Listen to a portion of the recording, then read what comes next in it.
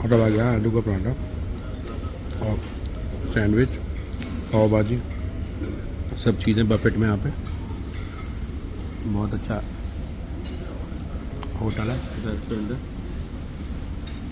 Hotel के अंदर ही है, काफ़ी अच्छा है, बहुत ज़्यादा तो है। और हमने रूम खाली कर दिया है, नाश्ता भी कर लिया है और हम जा रहे हैं नीचे ग्राउंड फ्लोर में क्योंकि लिफ्ट बहुत बिजी चल रही है। और हम होटल से निकल चुके हैं, हम जा रहे हैं सीधा गाड़ी में।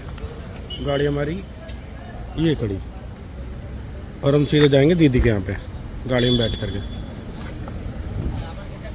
चलो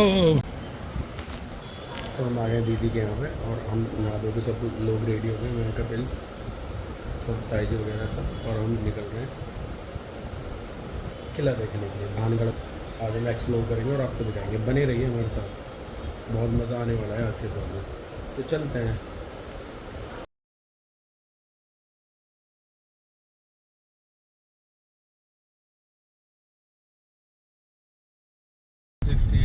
वन 168 किलोमीटर दूर है और लगभग 3 से 4 घंटे लगते हैं बाय रोड। और सीधा आपको वहाँ पहुँच के तब एक्सप्लोर करेंगे, वहाँ जाके और दिखाएंगे चित्तौड़गढ़ का किला।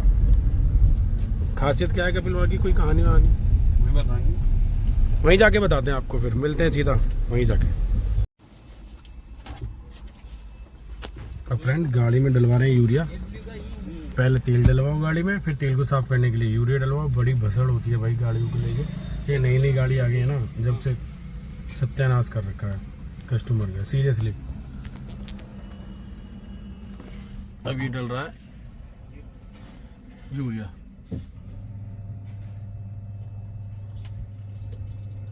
भाई ये जो रोड पे जो बेचते हैं प्लास्टिक का ड्रम में, वो भी जेल में होता है?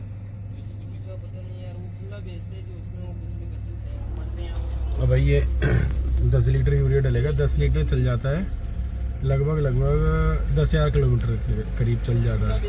और इसका काम होता है गाड़ी में पेट्रोल को, डीजल को साफ़ करने का, ताकि जो गंदगी है उसे साफ़ कर दे। कुछ लॉजिक समझ ही नहीं आता भाई, क्या सीन है कुछ समझ नहीं आता, बस कंपनी ने दे दिया, डलवाना है तो डलवाना है। और HP वालों ने अलग से फ्यूल पंप लगाया हुआ है इसके लिए, अलग से। और इस गाड़ी में 10 लीटर आता है। अब सीधे हम जा रहे हैं, राजस्थान से सुबह निकले थे और अभी 1-1.5 घंटा हो गया चलते चलते। और चित्तौड़गढ़ का किला यहाँ से अभी रह गया है 200 किलोमीटर दूर रह गया है अभी, तो काफ़ी टाइम लगेगा अभी। 530 1.5 घंटा तो हो गया है अब चलते 30 रुपये खुले, 30 रुपये खुले एक डल गया।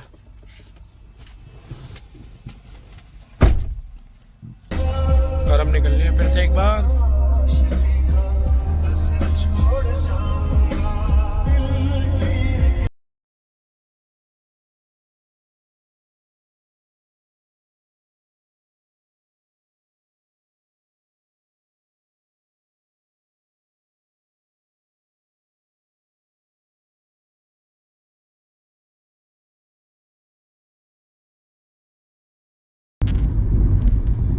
ਗੱਜ ਦੇ ਸਪੀਕਰਾਂ 'ਚ ਵੱਜਦੇ ਬਰਾਉਂਦੇ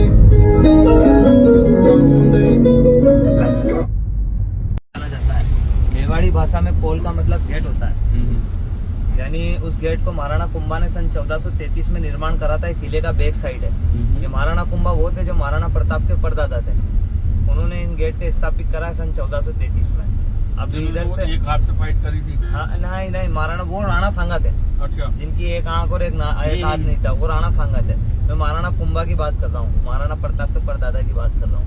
तो ये कैसा है ना, इस किले के अब एक गेट तो आपने पार कर दिया, अब 6 गेट जो आएंगे ना वो भगवान के नाम से आएंगे।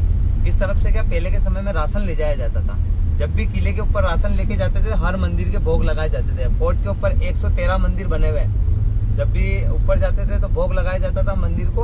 उन्हीं मंदिरों को नाम से इन गेट को स्थापित किया गया। अभी ये भैरव पोल के नाम से आएगा जो आगे गेट आ रहा है। भैरव पोल? हाँ, भैरव पोल। पास में भैरव जी का मंदिर है ना, तो भैरव पोल ये गेट है जो भैरव पोल के नाम से जाना जाता है। हाँ, भैरव पोल के नाम।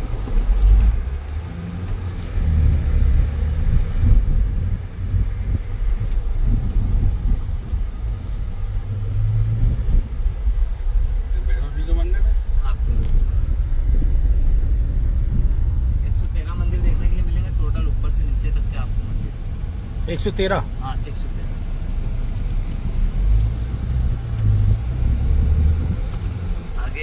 आगे है ना हनुमान पोल गेट आएगा। हनुमान पोल गेट के पास में जस्ट है ना हनुमान जी का मंदिर, प्राचीन मंदिर है, तो हनुमान पोल के नाम से गेट का नाम रखा हुआ है। वहाँ भी एक ये किला कितना पुराना है? एक किला 5वीं शताब्दी पुराना है, यानी 1500-1600 साल पुराना हो गया है ये फोर्ट। और आज भी ऐसे ही हाँ ये गेट वगैरह सब उसी टाइम के ही है? ये गेट उस टाइम के नहीं है, ये सन 1433 के गेट है। हाँ ये महाराणा कुंभन सन 1433 में बनाया था। बना ये 5वीं शताब्दी के अंदर था फोर्ट। इसको चित्रांगन मौर्य द्वारा बनाया गया था। चित्रांगन मौर्य वो था जो मौर्य वंशी राजाओं ने बनाया इनको फोर्ट को। 52 राजाओं ने मिलकर इस फोर्ट का निर्माण करा। 52 राजाओं ने मिलकर इस फोर्ट का निर्माण करा 13 किलोमीटर का, पीढ़ी टू पीढ़ी था। ये बोल ही रहे हैं तो वीडियो बना है, वो तो आ ही जाएगी उसमें। ठीक है सर, या तो आप मुझे फोन दे दीजिए ना, मैं अब 13 किलोमीटर का किला है, 700 एकड़ की जमीन पे जमा हुआ है। पूरा किला वेल मछली के आकार में है। इस 13 किलोमीटर के किले को 52 राजाओं ने मिलाया था, बनाया था पीढ़ी टू पीढ़ीदार। तभी जाके ये पूरा क्या है ना, एक अरावली पर्वत था। इस पर्वत का कटिंग करके इसको गढ़ का आकार दिया गया। ये लक्ष्मण पोल है, पास में लक्ष्मण जी का मूर्ति था, डैमेज हो गया, इसलिए हिंदू धर्म में उसको डैमेज चीज का क्या पूजा पाठ नहीं किया जाता, इसलिए इसको बंद कर दिया जाता है मंदिर को।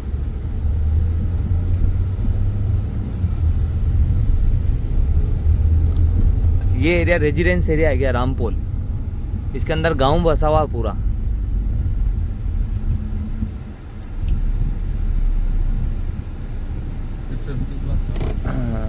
जाम खुलाने वाला ही नहीं हुआ कोई आगे।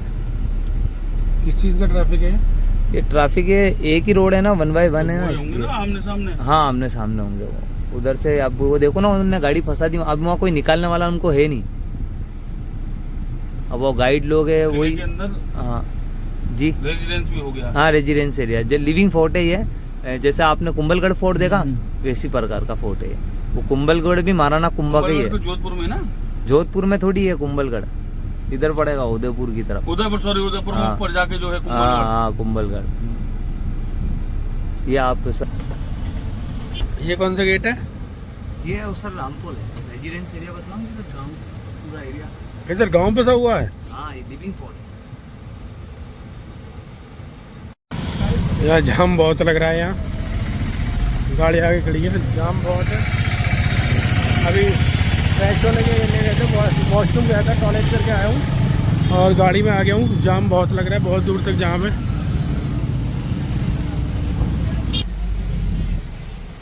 और हमारा गाइड हमारे साथ है जो कि हमें रास्ता दिखा रहा है। ये ऐसे चलो।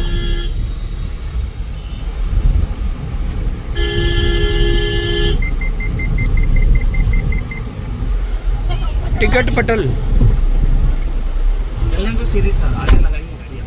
टिकट पटल। हाँ ये टिकट यहीं से लेंगे तो गाड़ी आएगी। ठीक है ठीक है। लेजेंड। अब टिकट लेने वापस आओगे? नहीं नहीं यहीं लगाएंगे ना, गाड़ी यहीं की साइड में लगा देंगे अपन।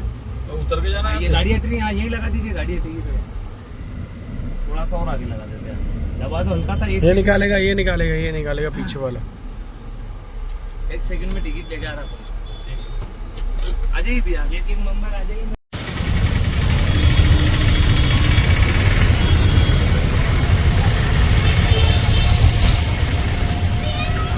गाड़ी हमने पार्किंग में खड़ी कर दी है। हम जा रहे हैं टिकट लेने के लिए। 40 रुपये पर पर्सन यहाँ पे टिकट है और हमारा गाइड हमें टिकट दिलाएगा। चलो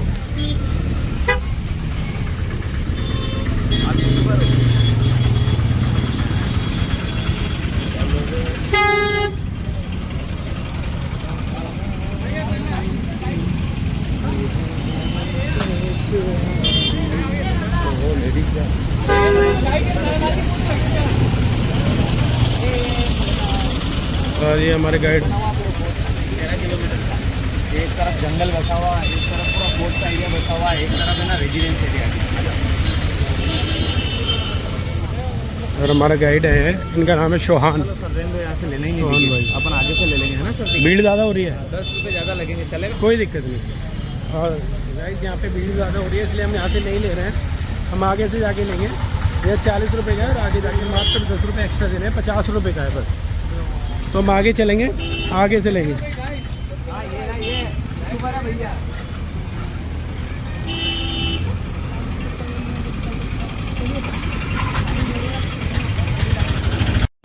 देखिए सामने जो महल आप देख रहे हो महाराणा कुंभा का महल है। 8th सेंचुरी यानी आज से 1200 साल पुराना महल है।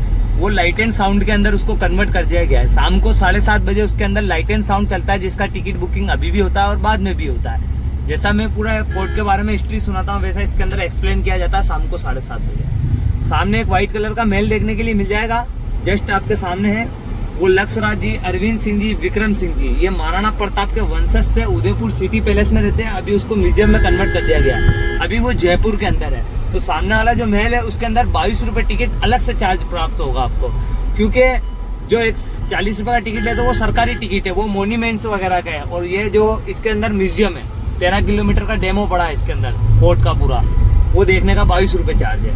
अभी अपन ने फोर्ट में एंट्री नहीं करी, ये बड़ी पोल गेट को पार करेंगे तब जाके फोर्ट के अंदर एंट्री करेंगे।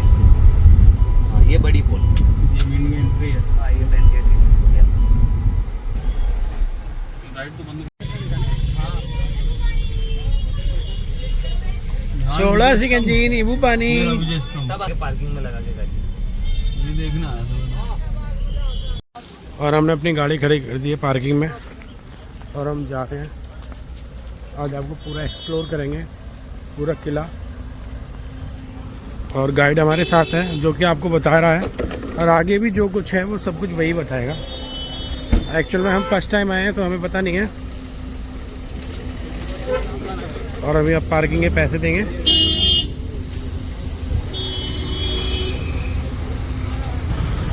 हाय,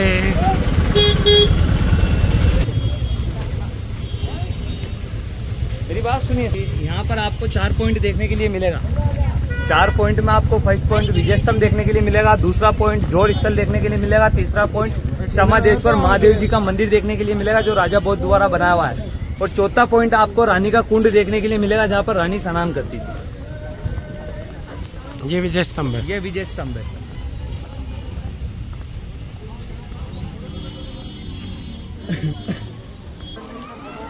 और भी हम ऊपर जा रहे हैं जी। देखिए सर, जिस जगह पे अभी आप घूम रहे हो ये फोर्ट का मेन स्पॉट है। ये राणा मोकल द्वारा बनाया हुआ होता है जो महाराणा कुंभा के पिता रहते हैं। पर महाराणा मोकल की यहाँ पर मृत्यु हो जाती है, इसलिए महाराणा कुंभा को सन 1433 में यहाँ की राजगद्दी पे बिठाया जाता है। सन 1448 में महाराणा कुंभा मालवा और गुजरात, अहमद शाह और महमूद खिलजी दोनों ही मुगल को हराते हैं, दोनों ही स्टेट पे विजय प्राप्त करते हैं। तो विजय की खुशी में इस पूरे मेवाड़ को सजाया जाता है। उस समय में विजय की खुशी में एक विजय स्तंभ को बनाया जाता है जिसका लंबाई 122 फीट लंबाई है। इसका 157 इसके अंदर स्टेप है जो राउंड करके टोटल 9वें फ्लोर तक जाता है। टोटल फ्लोर 9 फ्लोर है। 9 ग्रोह की पूजा करके इसको बनाया गया। बाहर की तरफ आप सैकड़ों देवी देवता देखने के लिए मिलेंगे आपको, वो सब 9 गिरोह की देवी देवता। बनने में इसको 10 साल का समय लगा है। 90,000 इसके अंदर सोने की मुद्राएं खर्च हुई है। और जब बनाया गया था तो स्टेप टू स्टेप रख के बनाया गया था, नारियल की रस्सी से खींच के बनाया गया था। अगर आप इसको नेट पे सर्च करते हो तो ये आपको विष्णु स्तंभ के नाम से मिलेगा, क्योंकि जब अपन फ्रंट गेट से एंट्री करते हैं तो यहाँ पर अपने को विष्णु का मूर्ति देखने के लिए मिलता है, ये जस्ट सामने। और इसको अगर थोड़ी दूरी से जाके देखते हो तो 3 माला चौड़ा, 3 माला पतला, फिर 3 माला चौड़ा, ये शिव जी के डमरू के आकार में आपको दिखेगा देखने के लिए। पर इसका आकार कुछ इस तरह से है नीचे से जैसे कोई कमल हो, क्योंकि विष्णु स्तंभ के नाम से जाना जाता है और विष्णु जी की बैठक कमल के ऊपर होती है, तो नीचे से पूरा कमल का आकार दे रखा है इसको, विजय स्तंभ को। और ये हमारे विजय के प्रतीक है। हमारे पुलिस अधिकारी अगर कुछ भी अच्छा काम करते हैं तो उनको जो मेडल मिलता है वो इसी के आधार पर मिलता है, ताकि आगे भी विजय प्राप्त करते हैं। और जो हमारे चिन्ह है वो भी यही है, पुलिस वालों का सिंबल लगता है ना, सिंबल वो इसका ही लगता है विजय के प्रति। आइए, और ये हमारा विजय स्तंभ। अभी आप ये जो गार्डन देख रहे हो, ये गार्डन पहले के समय में 40 से 50 फीट डीप हुआ करता था।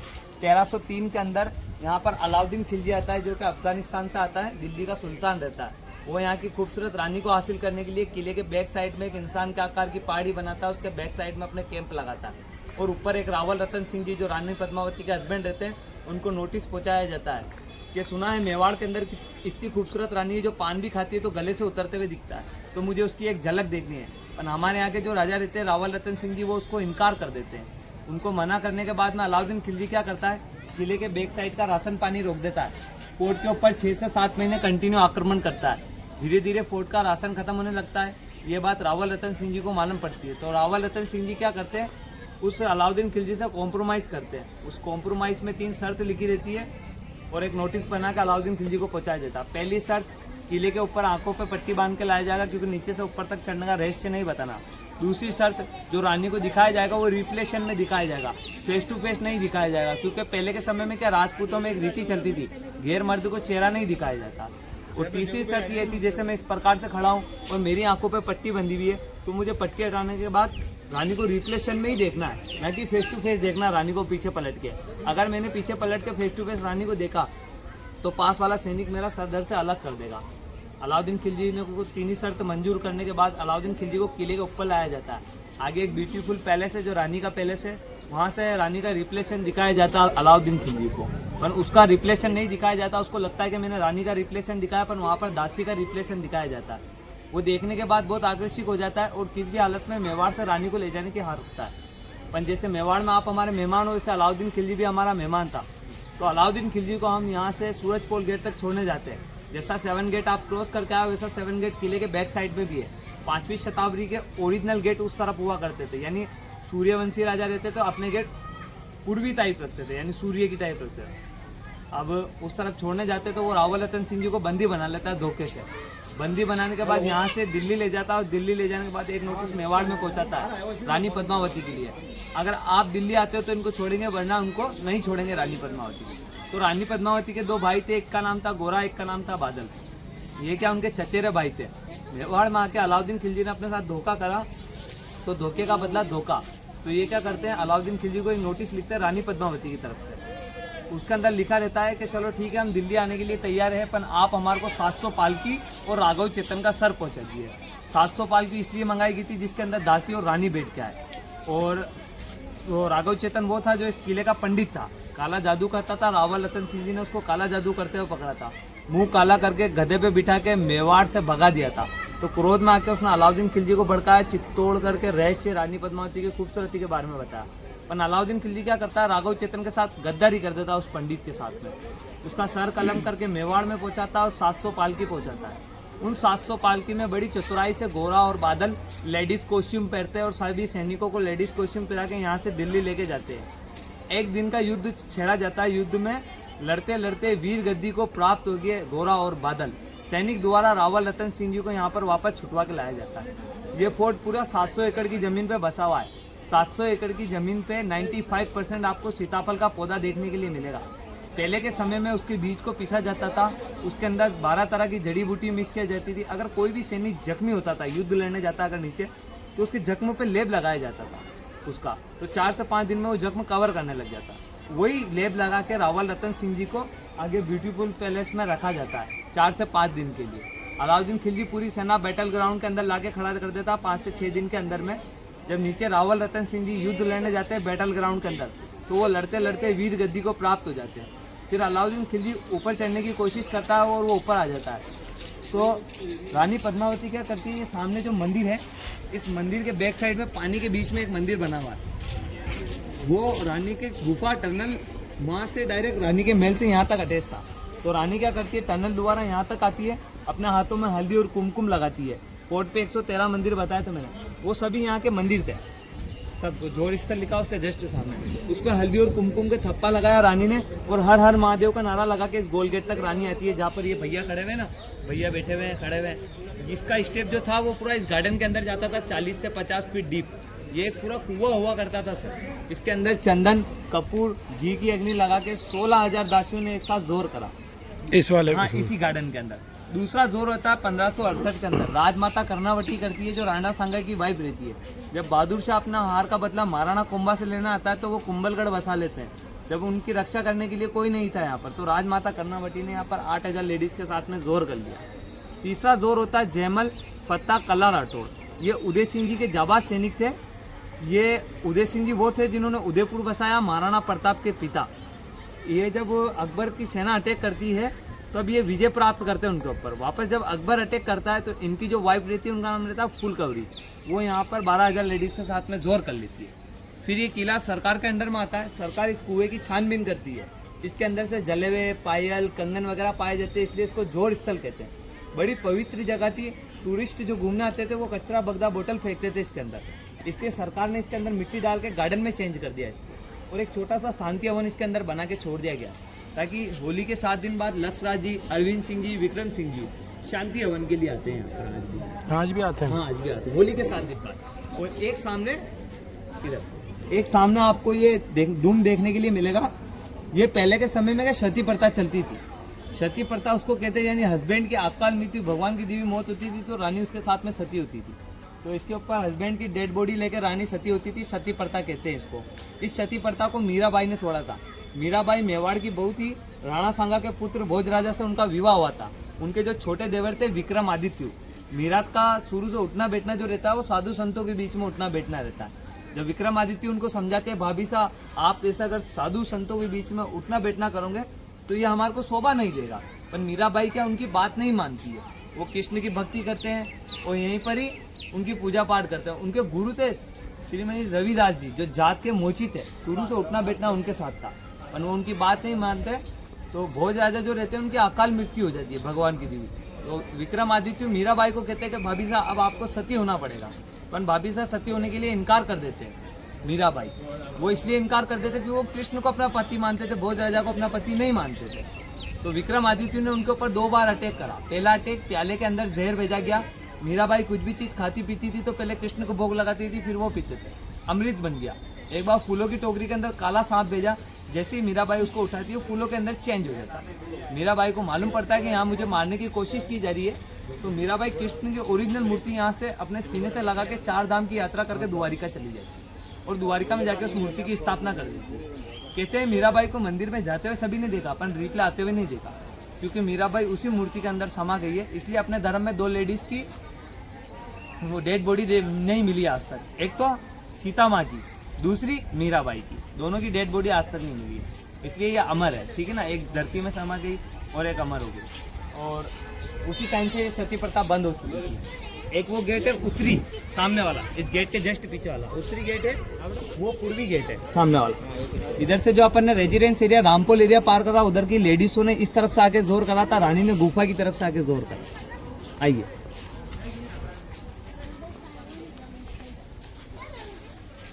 इस विजय स्तंभ को भी 4 से 5 साल हो गया, कोविड से ही बंद है ये। वरना अंदर जा सकते थे इसमें। ना इसका 5 रुपए टिकट लगता था पहले आने जाने के लिए।